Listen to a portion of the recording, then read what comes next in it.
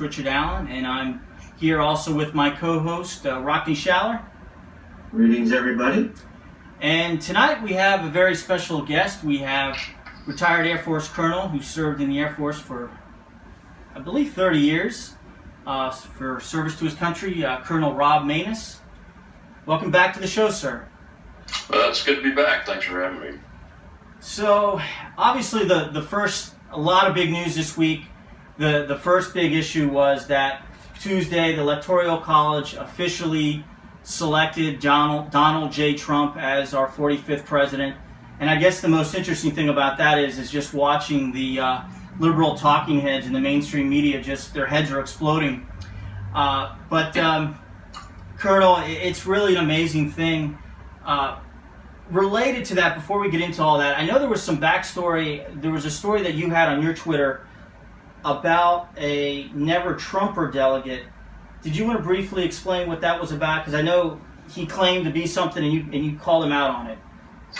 Yeah, it's a gentleman named Chris Supran, I think, from Dallas. He's a Texas GOP elector. He got the nickname the Faithless Elector. He wrote a op-ed, I think it was in the New York Times. But what we found out on Monday is that he'd been claiming to be a Pentagon first responder on 9/11, and you guys probably are aware that I was in the Pentagon on 9/11. I worked there, and after I survived it and got out of the building, a lot of us turned into volunteer first responders, and what we saw on Monday morning was a lot of articles and research being done on this gentleman that really showed that what he had said, the fire department unit he had said he was part of at the time, didn't hire him until October of 2001, and had not participated in the response to the Pentagon. They were all the way out in Maness, which is quite a ways away in that part of the world,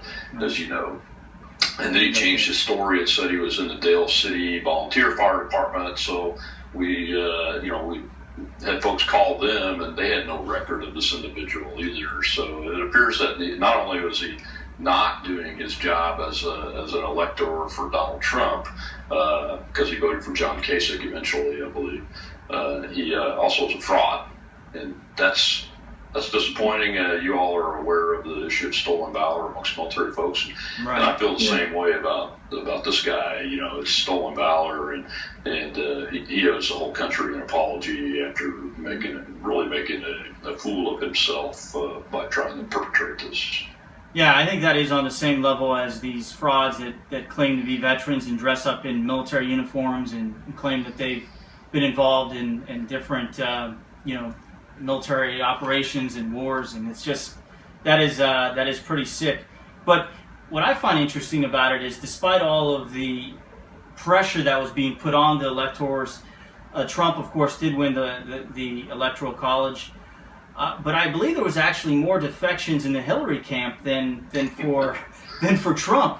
I think there was at least one delegate that I know of that spoke to Hillary. As it turned out, Trump had 2 defectors, and Hillary Clinton had 7 defectors. They all defected to Bernie Sanders.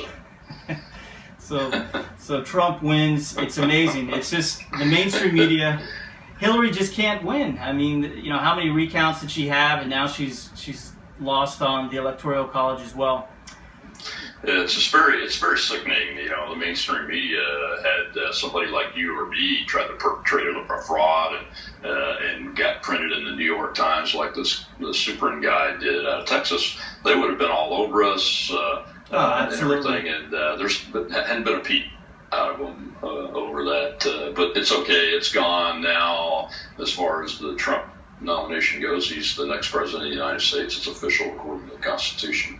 And I think it's very grand and really hilarious. We're in for a really funny 8 years if he goes for a second term, or at least 4 years, because he keeps driving the mainstream media nuts, and I get a comedy a day out of it. So. Oh yeah, there's no lack of entertainment. But one of the things that is going on that I saw a report today that Barack Obama's pardoning several jihadists that were in Guantanamo Bay. One of them, I think, was even reportedly the bodyguard for bin Laden. you see these things happening. What kind of footing are we going to be on from a national security standpoint after 8 years of Obama? How do you see his effects on military, what he's doing to the morale of our armed forces? Where do you see our national security posture after 8 years of Obama, and what do you think Trump needs to do to try to rectify these kind of things? Well, I think we're in trouble. I've thought that for quite some time now. Our strategy in Afghanistan has been non-existent for quite a while, and the lack of leadership at the White House level and the sycophantic behavior that I've seen the folks around him, and the inability of the senior military leaders to push back enough to change things. Has really got us in danger there. There were, I think, 12 U.S. military service members killed over the past 72 hours in Afghanistan. The media doesn't even report it. So we've got some big issues there. We should have been out of there a long time ago, in my opinion. We were right to respond to the Pentagon attack and take out the Al-Qaeda and the Taliban members that supported them. But we need to be departing that. Fortunately, we can't now because we've got ourselves in a predicament, in the country predicament, where it's going to require more military force, in my opinion, and more allies to get that situation back under control before we can move on. Similar thing in Iraq, only worse. We have Americans illegally at war in Syria. Because the Congress doesn't have the courage to step up and actually put us on a wartime footing against the Islamic State, and even though they could easily do that and get all our resources focused in the right direction, our citizens focused in the right direction, get the job completed and come home. It's time for Americans to be at home and strong and prosperous and deal from a position of strength with these enemies and potential enemies that are out there, instead of dealing from a position of complete and utter prostrated weakness, is where Barack Obama has us at today. And Mr. Trump's going to change that. You can already see it changing. I saw a news report today about his opposition to this UN resolution against Israel that Barack Obama's team was going to abstain from, amazingly. And the UN has dropped the resolution, from what I understand, just because Mr. Trump said that he would oppose it. So that's the kind of leadership we need. That's the kind of leadership that people expect from the United States of America. Not one that goes in and attacks countries militarily and tries to do regime change for no good reason, like what we've seen with these bad policies in the past that have left us with the Islamic State, quite frankly, in my opinion, in the situation across the Middle East and North Africa and the middle of Africa.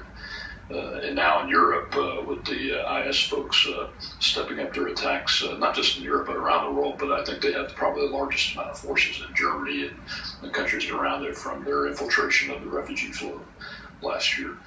But, so we've got some things that we've got to get done. I like what Mr. Trump's approach is so far.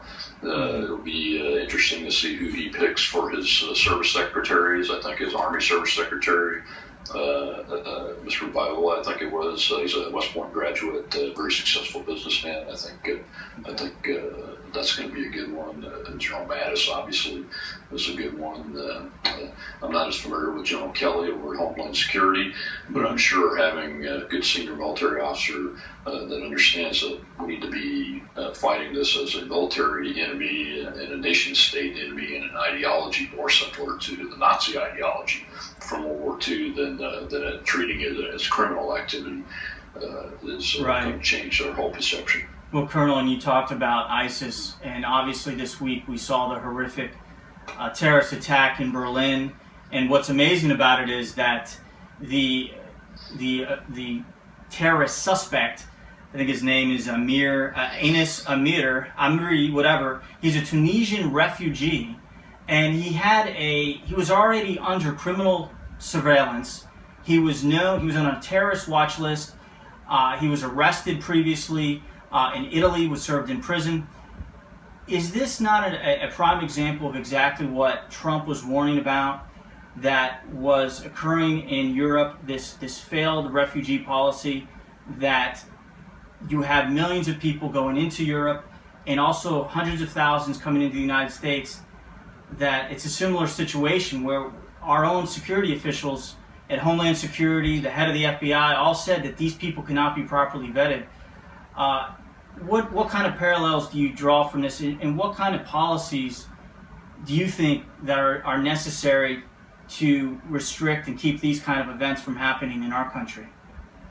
I think that Germany is the harbinger of what we can expect to see an increase of in the United States. You know, just a few weeks ago, the Ohio State attack occurred. Fortunately, Right. Nobody but the Islamic State soldier was killed in that. But the political correctness surrounding it is hampering our law enforcement, hampering our intelligence and our operational forces and the command of those forces. And that is what happened in Germany. It's clear that the Germans knew all about this guy. They have several detailed levels of information about him, that he had been let go. He had been picked up and let go at least once, maybe even twice, if I remember my reading correctly from yesterday. And the worst part is that they knew he was a jihadi, and they Right. knew that he was an enemy of the German people and was supposed to be deported, and he was not. And that's the kind of political correctness and the policies that have been laden with this political correctness that people like Angela Merkel have instituted. And she's going to lose, just like the rest of them have lost their elections. I will predict that right now. And people that are concerned, that care about their country, and that want to get their national security strategy back on track will take over that government. Now, what we've got to really be careful of is the policies that Mr. Trump needs to implement, both here at home and abroad, to get our arms wrapped around us. I think the first step from our perspective is to focus these refugee flows on building support facilities and capabilities in the area of Syria and the Middle East, so Right. that they're close to home, so when the fighting does stop, they can return home. Most of the refugees want to go back to their homes. Right. They don't, in their homelands. They don't want to come to the United States or to Europe, except for to escape Right. the death and destruction and the oppression. So we do have the capability to build those secure areas and help countries like Jordan and Israel establish them and protect them. And folks, we need to build that policy, and we have not done that. And that is one of the things I think that Mr. Trump is going to come into right away. I think he's going to try to at least get on an even par with the Russians as far as fighting the Islamic State in Right. Syria and northern Iraq. I think he will take a better approach to the Kurdish forces, who are very good at fighting the Islamic State, and try to find the right balance between supporting them and taking care of our ally Turkey, which is still a NATO ally. Right. And Colonel, has some major issues. Colonel, do you think that Donald Trump can build a comprehensive anti-terrorist strategy with Vladimir Putin and fundamentally change the strategic relationship between the United States and Russia? I not only think he can, I think he sees it as a must-do on one of his top 10 lists, more than likely. That would be on mine. There is no reason to drive Europe towards a war or combat any more than it already is. Right. There is a way to deal with leaders like Mr. Putin without going to war with them. We did it for 50 years in the Cold War and ended up winning against the Soviet Union. And we just got to remember that Vladimir Putin's a retired. He's a KGB colonel, and you have to deal with him with that in the back of your mind all the time, actually in the forefront of your mind, because that's the way he's going to act as a KGB colonel. And he's going to lead from that perspective. He cares about his country from a national perspective, and he cares about his country not being weak any more than it has been already, and being on par as a major player in the world. So as long as Mr. Trump and his team and Americans realize that we have to have that understanding and we go forward, we can always come to terms with partnering with nations that are led by people like that. We've done it several times and successfully. World War II was the biggest success. The Soviets were on Hitler's side originally, and eventually became one of the Allied forces and were key to the Allied victory when it did occur, and as successful as it occurred against Nazi Germany. So it's definitely possible, doable. I think if anybody could do it as an American leader, Trump can do it. He's a good negotiator, brings that business background to bear. And he needs to communicate what he's doing with the American people so that we're on board and support it, and stop the naysayers. The naysayers are out there on the left that are politicizing this, going, well, he's dealing with the old Russians, those kind of things. Well, these are the same folks that gave the reset button to Vladimir Putin, and in their naivete ruined the strategic relationship that we had with them over the last 8 years, and have left it really in shambles the way it is now. No, I think absolutely that's a great point. If Reagan could work with Gorbachev and trust and verify, I don't see why Trump and Putin cannot work together. And that doesn't mean we have to work from a position of weakness, as if the mainstream media is trying to create this false narrative that Trump is somehow a dupe of Putin, when all he's saying is that we don't need to be on war footing with Russia. That benefits nobody, and particularly with policies like NATO expansion. What do you think? Do you think that the neocons may try to still push that, or do you think that Trump will try to reassess how the relationship between NATO, and now especially this week with the assassination of the Russian ambassador in Turkey, how do you think that's going to affect relations between NATO, because Turkey is a NATO partner? How do you think going forward that's going to affect relations between NATO and Russia? All we have to do really look at Mr. Trump's statement that he put out when the ambassador was killed by the Islamic Jihadi soldier, by the way. That's who that was.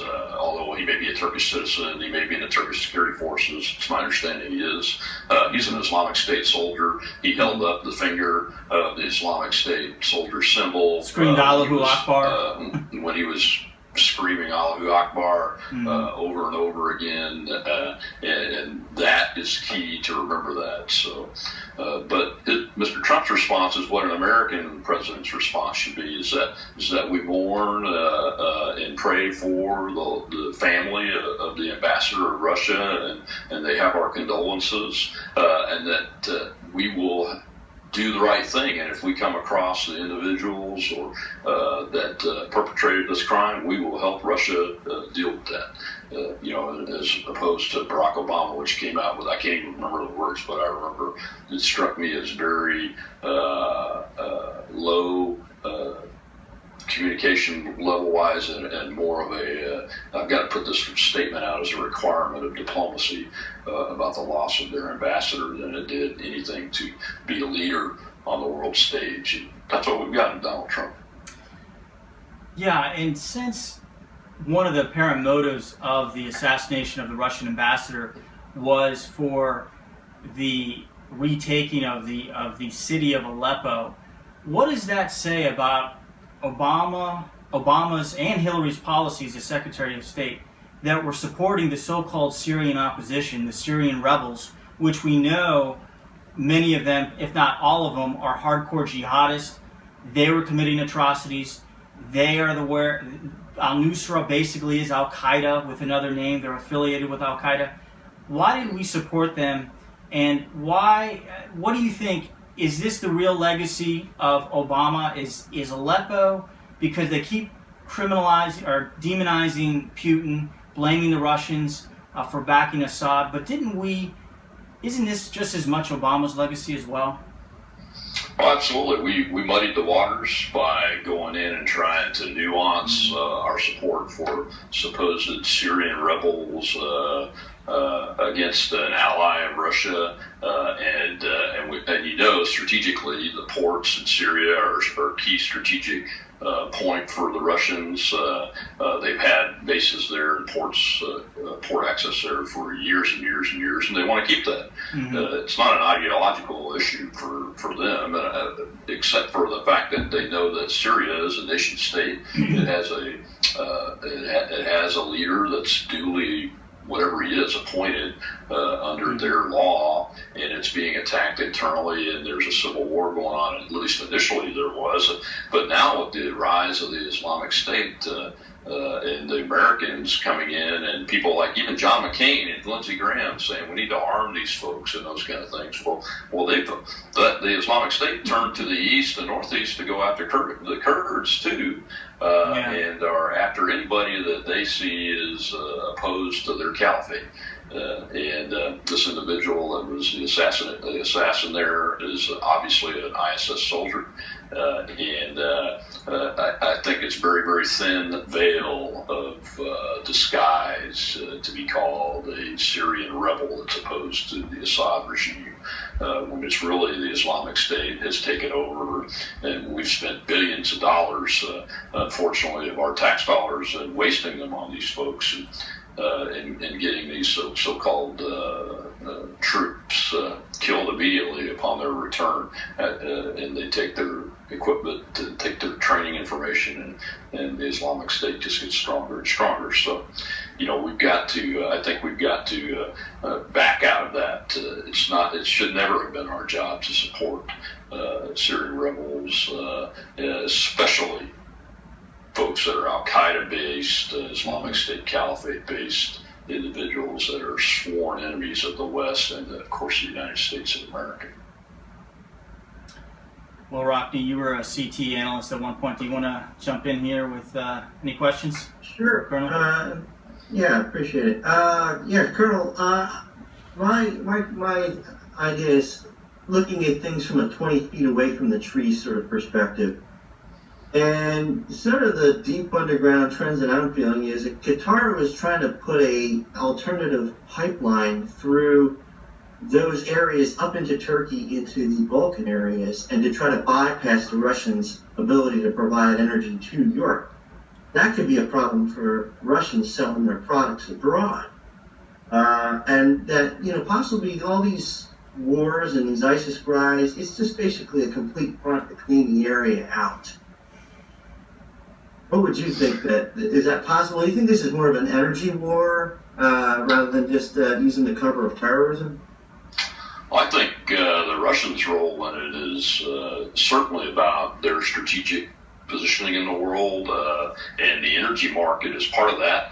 It should be about our strategic positioning in the energy world. We want to open up new energy markets, and when the Russians first went into the Crimea, my first response would have been to open up the natural gas market from the United States into Europe immediately, and get that stuff flowing so that Europe would not be depending on the sole source of natural gas coming through Russia, because that's a big part of the issue there. And Russia's need to have that market access is going to drive a lot of their strategic decision making. And military decisions are part of a KGB colonel's thinking when it comes to his economy, and his mindset is one of, I've got to use my muscle to ensure that I have and are maintaining my markets. So it's entirely possible that is, from a Russian perspective, a key part of why they want to maintain not just their ports in Syria, but the strategic nature of the relationship with the Syrian regime, and keeping them in power is because of that. Now, it wouldn't surprise me at all if the oil and gas energy producing nations like Qatar are trying to bypass the Russians. Absolutely. But the United States certainly shouldn't be involved in that. We should be focused on our own energy market opening up around the world so that we can no longer have to depend on the Saudis. I think that was a key issue with the release of the 28 pages from 9/11. I was an advocate of that because I think the Saudis have not taken full responsibility for their role in the 9/11 terrorism attacks and planning and execution of that, and they should be held accountable. I'm sure that their motives are based not necessarily on religious ideology. The Saudis have never really been based on that. It's the Wahhabi sect that's within Saudi Arabia that they protect that are so ideological, and they're really the root of the Al-Qaeda ideology and the Islamic State ideology. But the Saudi royal family themselves is about the markets.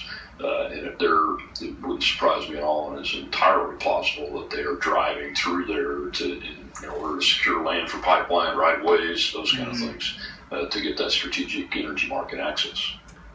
I think there's some real synchronicity there between President Trump and President Putin to really kind of drive home the idea of getting rid of the idea of these exclusivist NAFTA EU homeowner association dysfunctional trade blocks where all their products are blocked out.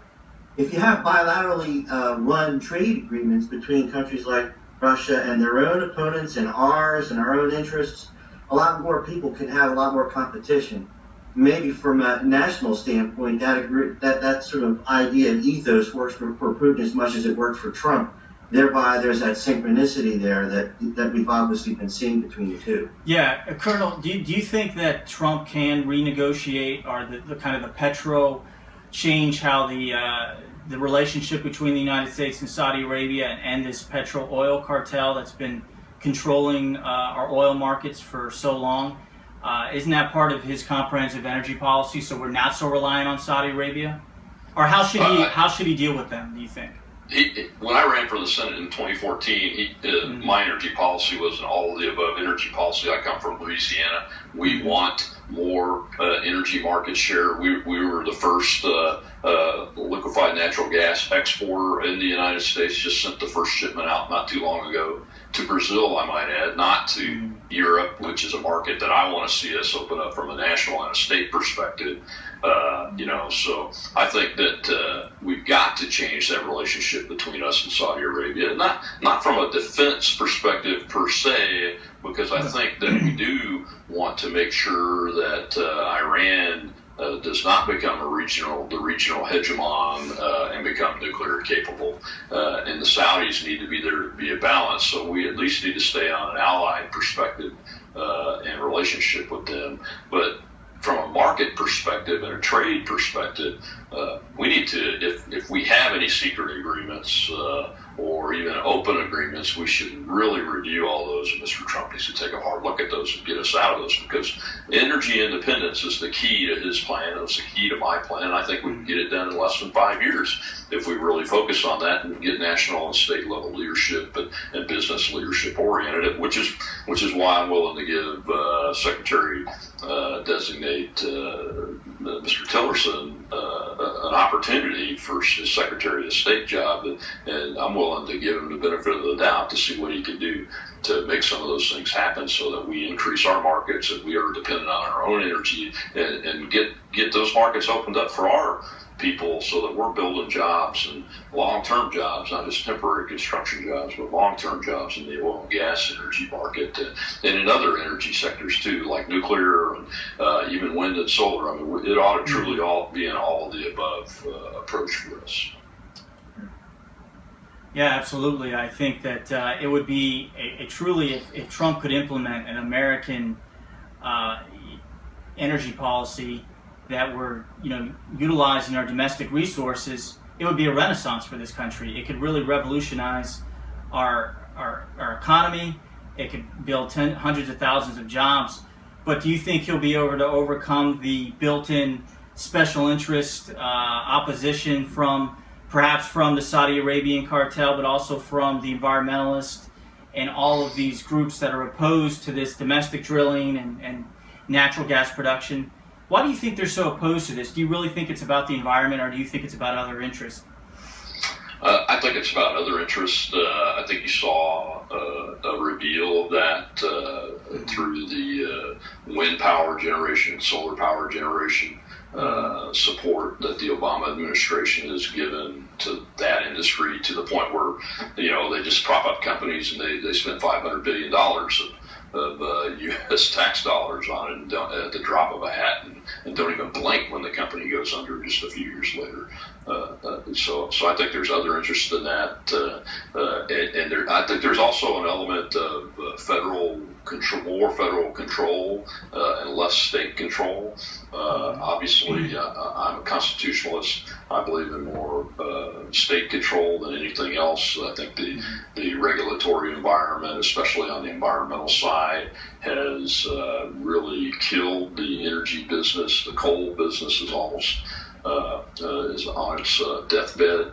It can be revived, but it's on its deathbed because of these things. So I think he's got to put the right people in charge. With his picks for the EPA and those and Secretary of State, I think and for his budget director, those are good picks, and that's a good start. I'm willing to give them 6 months and see what they can do, but he's got to be ready to fire people if they don't get the job done for the American people, because the American people are the ones that rose up and stood up against not only the Democrat establishment but the Republican establishment. Let's remember, it's Republicans that redacted those 28 pages that revealed Saudi Arabia's participation in the 9/11 attacks because of their relationships with Saudi Arabia, and they're still there. If you think that Trump's win resulted in a win for the American people against the establishment Republican Party in the House and the Senate of the United States, well, look around. The same two individuals are still there, and they are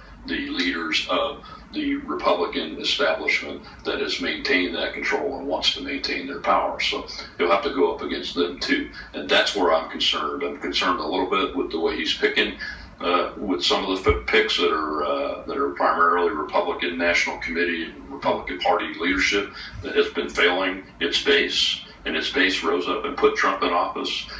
So I hope he keeps a tight rein on those folks, and nobody's going to ride roughshod over Donald Trump from what it looks like to me. So, including Vladimir Putin, by the way, especially Mitch McConnell or Paul Ryan and their gang. But he's got to watch out for those too, because they have interest involved in that also.